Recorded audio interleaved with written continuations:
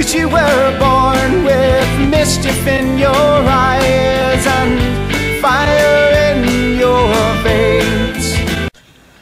So, by the title of this video, you already know what it is. And oh my god. Guys, I need the second book already. I really, seriously need the second book already. So, what's up and welcome back to my channel, and welcome to my book review for Sin and Fire by T.L. Martin. Oh my god, this book. Oh my god. I loved it. So, I think this is like one of the first books that I've actually posted on actual, usually for books that I'm doing a video review on, I just say just a little blurb and then I'm like, a full review coming soon. This one I think I actually wrote a good amount for and then said full review coming soon. Yeah.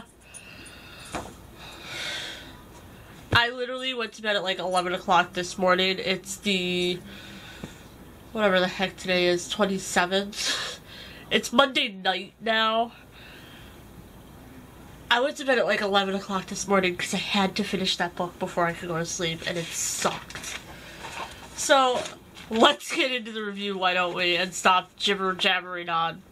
So, Sin and Fire was released on November 27th, 2016 by Delarm Press. It is 293 pages long, according to the actual page numbering in the book, but that actually includes a preview of the next book, Rain and Fire, in it. And you can get it on paperback for $12.99, or on the Kindle store for $2.99, or free if you are a Kindle Unlimited subscriber, such as myself. But of course, you know, I'm so happy I have a physical copy of this. So, the imagery drew me right in. I immediately felt like I was seeing exactly what was being described in the book. It was just so well written. I immediately liked Ray, this, like, older character. He was, like, little old man kind of person. He was that awesome senior guy who everyone would love. And he was just, like, I loved him. Charlie's first interview with the people at the tea shop, just, like, really brought me back to my first job interviews where I didn't really know what the heck I was doing. It was just, like, oh, this book brought me back so much with so much stuff in this. So it got me really interested when I learned you needed to be some form of magical species in order to even see the teen shop.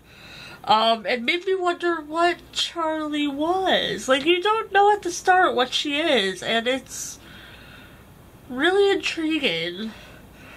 I felt bad for Charlie when she was job searching, because in this book, and even in the back of it, it says she has constant chills, panic attacks, and paranoia. Some of that is very obviously anxiety related, and I've never kept it a secret on my channel. I have horrible, horrible social anxiety. I have depression. I have all that. My channel's definitely helped me, but for me, I actually physically cannot go find an actual job. Like, I cannot go out into the workforce, and I can't force myself to look for a job that would help support myself right now. So, her going through those job interviews, I just felt so bad for her, because I know how bad it is to have to push yourself to do that. I have pushed myself to do it in the past, but my anxiety has actually gotten really worse over the years, and I'm at the point where I just can't do it. I'm finally getting the help I need in order to be able to go get back out there, but it's a slow process. So, Anastasia and Desmond really intrigued me, and I liked how the mystery of them didn't really annoy me. A lot of the time when you get those characters that you're barely introduced to at the start, but you know that they're going to be important, it really bugs me most of the time, but for some reason with this book, it didn't bug me. It actually really intrigued me and made me more excited than anything else, to get to know more about these characters and to, get more interested. And actually, you know what I'm gonna do? I just realized I could do this. Move. Move, Funkos. Move. There we go. I actually thought of doing that before and then I forgot to do it. Go Kate. I'm not used to having the physical books with me when I actually do a book review anymore. So I enjoyed Charlie's first meeting of a vampire because it wasn't obvious to her that it was a vampire, and it was insanely funny. It was just like, really? You're oblivious, Charlie. I absolutely loved the other two kind of lead characters of Pixie and Quinn, who are Charlie's new friends from the tea shop. They're just like, they were awesome. I loved them. The first attack on Charlie when she actually, this is when she learns about magic, kind of. Callie, do you have to shake your collar right now? It wouldn't be a video if Callie didn't interrupt, right? But the first attack on her when she kind of gets her first glimpse into the magic world was a little bit confusing, but it just made me want to know more. It didn't really annoy me to be confused, really. It just was like, okay, now I really want to know what's going on. Callie. Come here. Come here. Come here. She's just looking at me like, but Mom! Originally I was a bit weary of Desmond because, like, I could immediately tell Anastasia was going to be one of the bad guys in this, and I was like, oh, I'm not really sure about Desmond now. But I really warmed up to him after he rescued Charlie after that first attack, so, like, I really, really, by the end of this book, I absolutely loved Desmond. I really enjoyed reading about Charlie researching the magic world and all of that before she learned from her boss more about it. Like, it was cool to see it not just be like, her boss just tells her. She actually went and tried herself first and researched before she even went to talk to her boss Priscilla about the magical world, and I really enjoyed that aspect of it, of her wanting to do it herself first and not just freaking the heck out. Charlie learning for the most from Priscilla, though, didn't surprise me. You know, it's really hard to learn something like that just through books and reading and stuff and research. It's hard.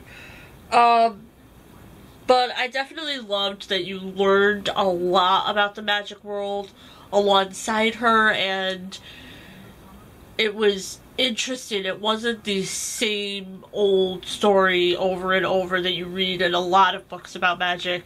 It was different. It was interesting. It was really just like, really enjoyed it.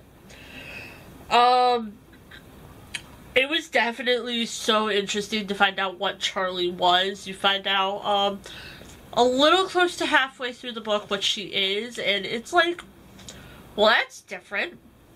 That's interesting. Oh my god, and this was my fangirl moment. There are a couple points in the books where Charlie and her Aunt Stacy mention that they are huge Hemlock Grove fans and that they were watching the series on Netflix and Netflix and chillin' together. Not in the sense that Netflix and chill actually means, but that they were having, like, Hemlock Grove marathons. Hemlock Grove is one of my favorite Netflix shows. I binge watch it all the time. I've seen it like 3 or 4 times now.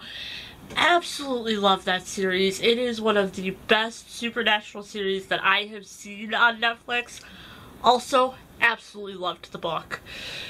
So yeah, I fangirled, I squealed when I read that the first time. I was just like, Hemlock Grove! Yeah, like that. But yeah, I was just like, I was insanely excited to read that they were fans of Hemlock Grove. I really liked the private moments between Charlie and Desmond when he was guarding her. Because of what she is, she needed a lot of protection.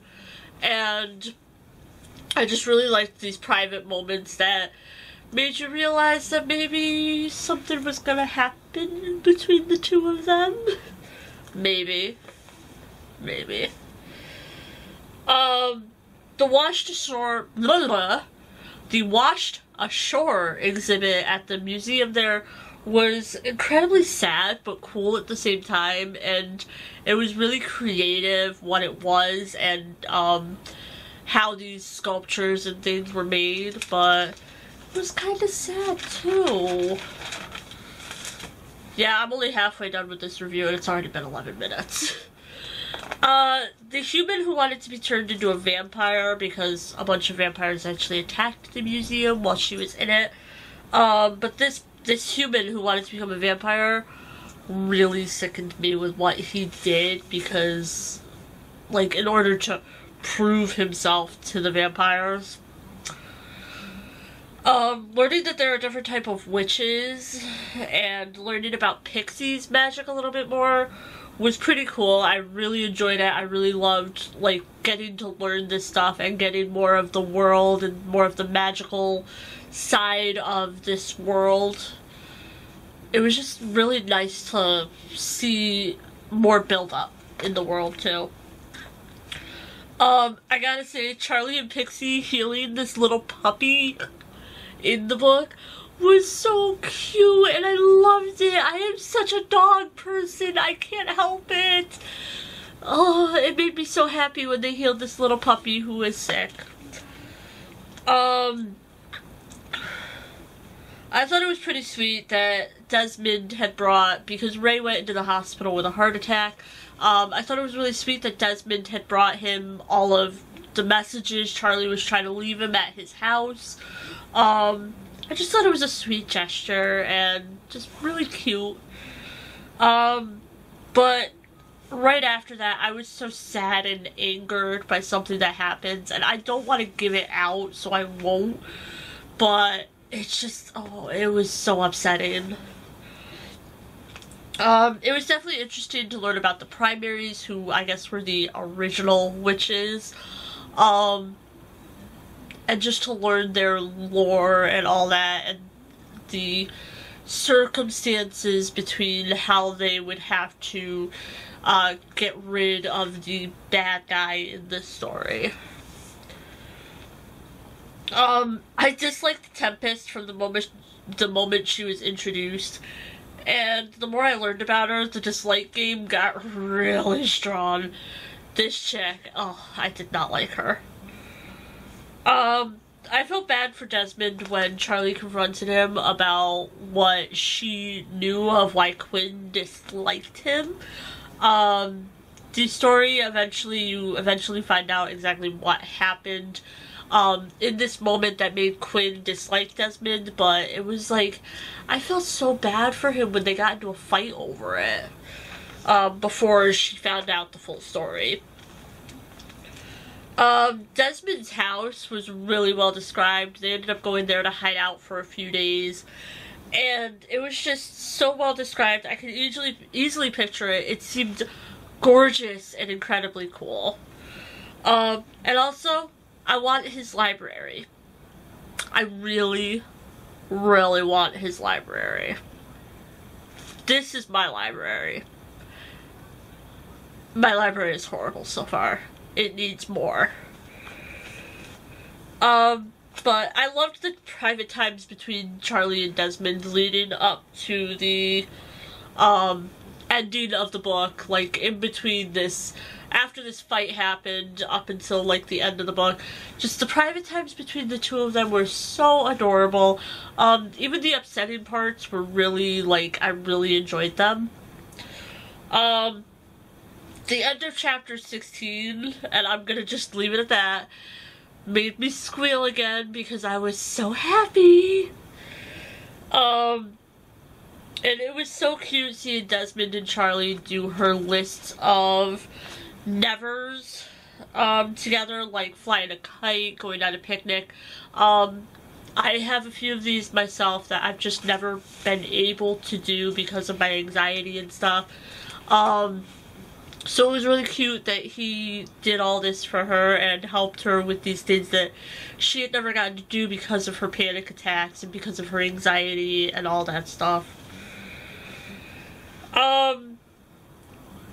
You eventually learn about how Desmond was turned into a vampire in this, and it was just so horrible and sad, and I just felt so freaking bad for him. It was so sad.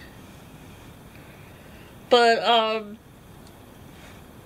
partway through the ending, like, towards the end of the book, you finally realize that Charlie is being a little sneaky about something, because she keeps saying how, like, she doesn't want anyone else to get hurt, with what was going on and everything, and, I actually laughed a little bit when I figured out what her plan was and why she was being so sneaky. I laughed, and then I'm like, dude, you're an idiot. But at the same time, it was so enjoyable.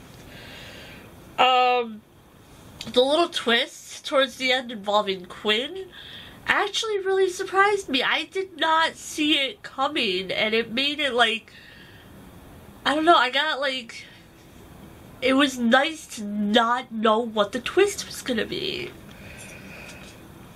The interaction between Tempest and Charlie before the ending really had me on the edge of my seat. I really wanted to know what was going on, and it was really exciting that, like, it was like a page turner. It's just like, I had to keep reading at this point. So the battle at the end was crazy, but it was a tiny bit short for me.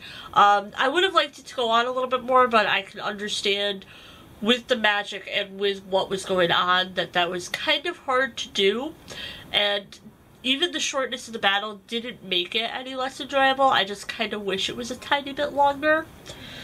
But the ending was absolutely insane and left me thirsting for Raining Fire. I seriously cannot wait for Raining Fire after this. I need it now, and I can't have it now, and it makes me so sad. But in the end, I ended up giving this book 5 out of 5 stars.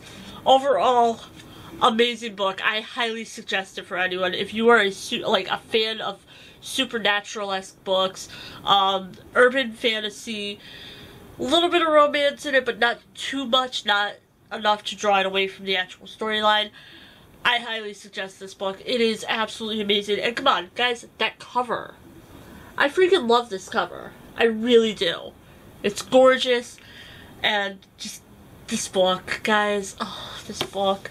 I don't think I've ever done a 20-minute long book review. That's how much I loved this book. This has turned into a book review / gush. Which, that will be the title of this video. So, yes, I highly suggest this. Definitely pick yourselves up a copy. It was amazing. Oh, one of my favorite books of 2017 already. Definitely one of my favorite reads.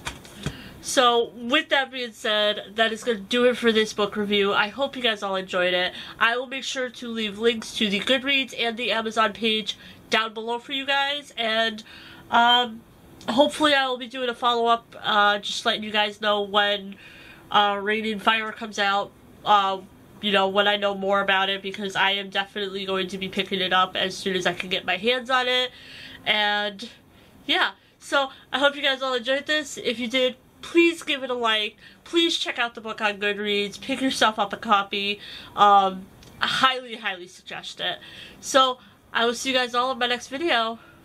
Bye, everyone. 'Cause you were born with mischief in your eyes and fire in